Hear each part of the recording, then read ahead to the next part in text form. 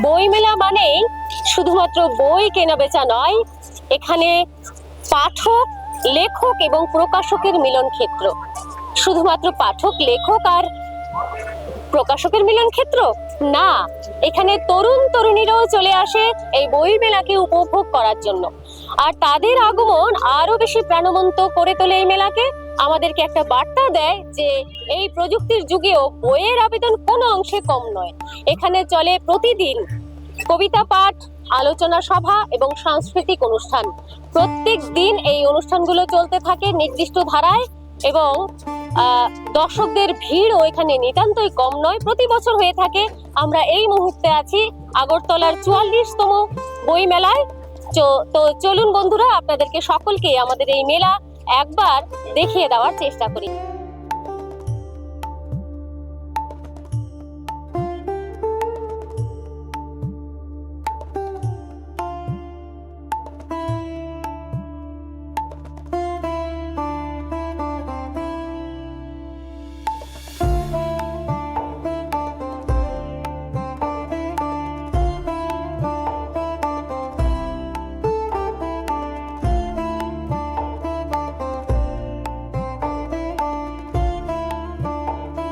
দর্শক বন্ধুরা, আমরা এই মুহূর্তে লিটল ম্যাগে আছি। এখানে আপনারা দেখতে পাচ্ছেন কতগুলো লিটল ম্যাগের ব্যানার লাগানো আছে। তো চলুন আমরা একটু করে কথা বলে নিই।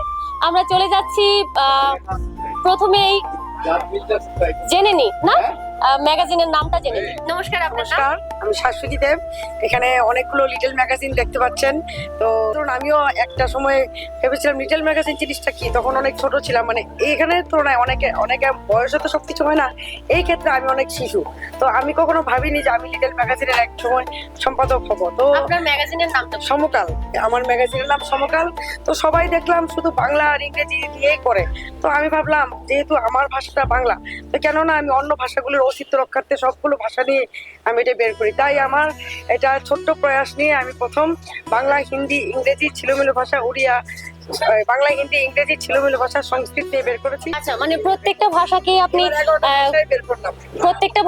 আপনি সম্মান জানিয়ে আপনি এটা করেছেন। অসংখ্য ধন্যবাদ আপনাকে। আমরা হচ্ছে ব্রেক থ্রু সায়েন্স সোসাইটি। আমরা অ্যাকচুয়ালি একটা ন্যাশনাল লেভেল সায়েন্স অর্গানাইজেশন। এমনিতে লিটল ম্যাগাজিন বলতে যেটা সাধারণত বোঝায় সাহিত্য ভিত্তিক পত্রিকা, আমরা হয়তো ঠিক সেরকম না। আমরা বিজ্ঞান, সমাজ, সাহিত্য এই বিষয়গুলো নিয়ে বিভিন্ন ধরনের বইপত্র সারা বছর জুড়েই মানুষের মধ্যে বিজ্ঞান মনস্কতা প্রচার এবং প্রসারের জন্য ছাপিয়ে থাকি। অসংখ্য ধন্যবাদ আপনাদের লিটল ম্যাগাজিনে আপনাদের এই ভিন্ন ধরনের একটা চিন্তাধারা নিয়ে আপনারা আছেন, তার জন্য অসংখ্য ধন্যবাদ। কতদিন ধরে আসছো এখানে, নাকি আজকে প্রথম এলে? আজকে অনেকদিন ধরে আসা হচ্ছে। আচ্ছা, তো অনেকদিন আগে এসে এটা বুক করে গেছিলাম। আজকে লাস্ট দিন দেখে, যেহেতু লাস্ট দিন, আজকে এটা কিনে নিয়ে যাচ্ছি। এটা তো বই মনে হচ্ছে না, এই বিশাল বড় জিনিসটা কি? এটা অ্যাকচুয়ালি এটা একটা পোস্টার যেটা ফ্রেমের মধ্যে করা হয়েছে। এটার মধ্যে মহাভারতের ডিফারেন্ট সিনস গুলো রাখা হয়েছে। তো এটা দেখে খুব ভালো লাগছে যে তোমরা তরুণ প্রজন্ম, অথচ তোমাদের কাছে এই ধরনের পোস্টার, মানে এটা কিভাবে এসছে মাথার মধ্যে যে এটা কিনতে হবে? না, দেখে ভালো লেগেছে।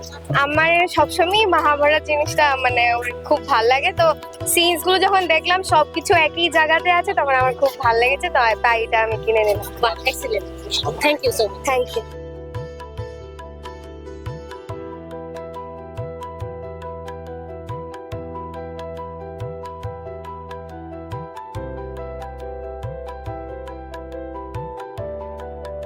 নমস্কার দাদা, আপনারা এই স্টল মানে কোথা থেকে এসেছেন? কলকাতা কোন জায়গা থেকে? এটা কলেজ স্ট্রিট। College street. তা এবার কি প্রথম এসেছেন নাকি সবসময় আসেন? আমরা একদম প্রথম থেকে আমাদের কলেজের স্টল থাকে, সব সময় থাকে। তো এবারের বছরে কেমন সেল হয়েছে? সেরকম হয়নি, মোটামুটি সিনেমাটা যে ভালো এবং পাঠকের সংখ্যা কেমন, তাহলে কি কমে গেছে? কমছে। তো ইয়াং জেনারেশন বাংলা বইটা পড়ে না, একটু কমেছে। কমেছে থেকে কিটা কমছে। তাহলে কি মনে করেন এটা কিভাবে পাঠকের সংখ্যা বাড়ানো যায়? এটা হচ্ছে পাঠক সংখ্যা বাড়াতে গেলে সেরকম তাদেরকে আগ্রহ দেখাতে হবে। হ্যাঁ, বিভিন্ন প্রতিযোগিতায় আগ্রহ দেখাতে হবে। যে প্রাইস যেগুলো দেবে সেগুলো বই দেবে খুব আলাদা। আর মেলাটা এখান থেকে যদি শহরে নিয়ে যায়, যেটা আগে আপনার রবীন্দ্র ভবনে হতো, তাহলে বিক্রিতে লোকের বাড়বে। এখানে একটা অনসাইড জায়গা খুলেছে তো, মানে বলতে চাইছেন যে যোগাযোগটা একটা ম্যাটার করছে। ম্যাটার হচ্ছে।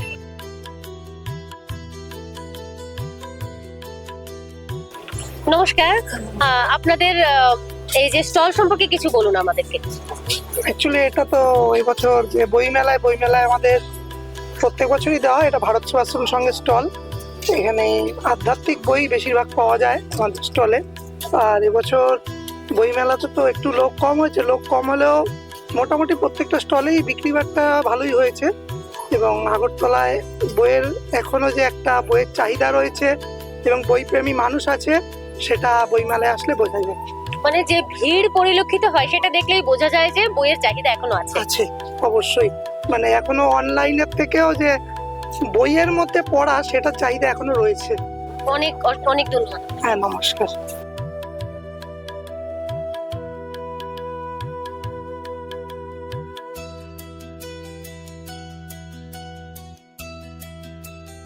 নমস্কার দাদা, আপনার নাম? নমস্কার, আমার জয়দীপ পাল।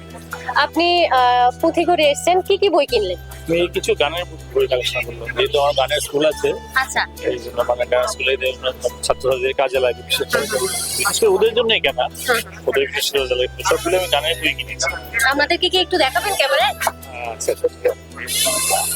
আপনার রবীন্দ্রসঙ্গীত স্বরলিপি, আচ্ছা, মানে আপনার আপনার দশম খণ্ড অব্দি আছে, আমি সবগুলি খণ্ড নিয়েছি আর কি। আচ্ছা, আচ্ছা, একটা করে তার বাকি এক নম্বরটা পাইনি, আর বাকি যেগুলো পেয়েছি সবগুলি নিয়েছি আর কি। আচ্ছা, এগুলো সবগুলি মনে হচ্ছে গানেরই। সবগুলি গান।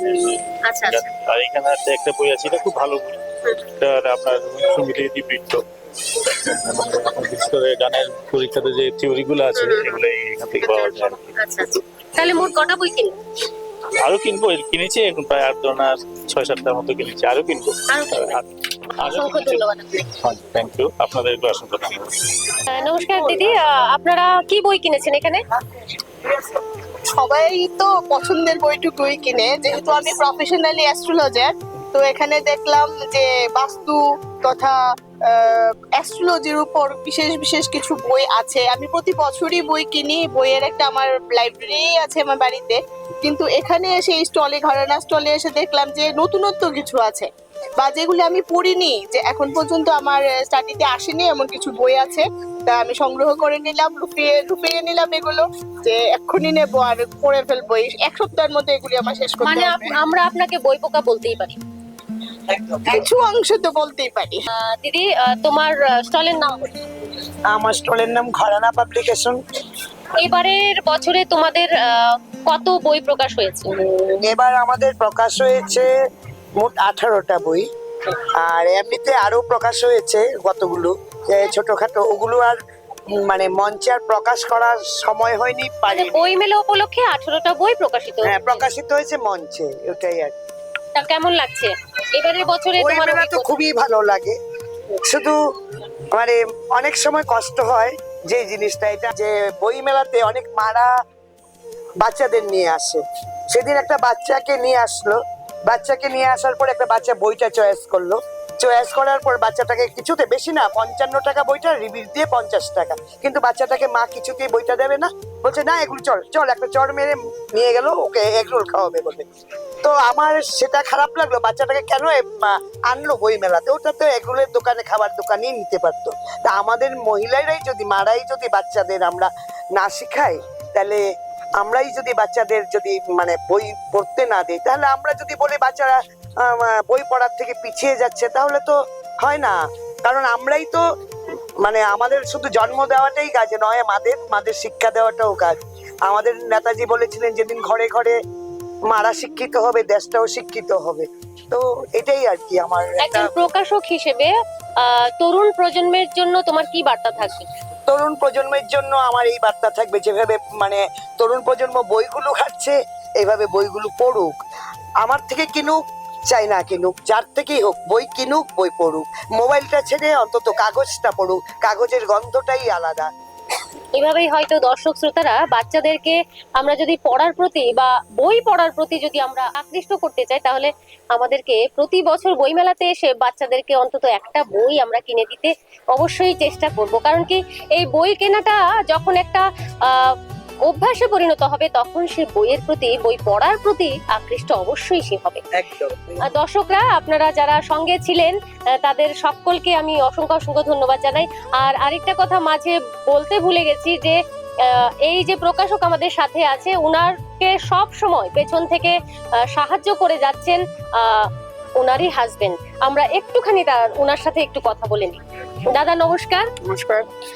আপনি যে অনর্গল দিদিকে বা আমাদের সম্পাদিকাকে সাহায্য করে যাচ্ছেন, সেই বিষয়ে আপনি একটু বলুন। সে বিষয়ে কিছু বলার মতো কি আর আছে, একজন সহধর্মীকে তো সাহায্য সারা জীবন যতদিন বেঁচে থাকি ততদিনই করে যাব এবং করছি।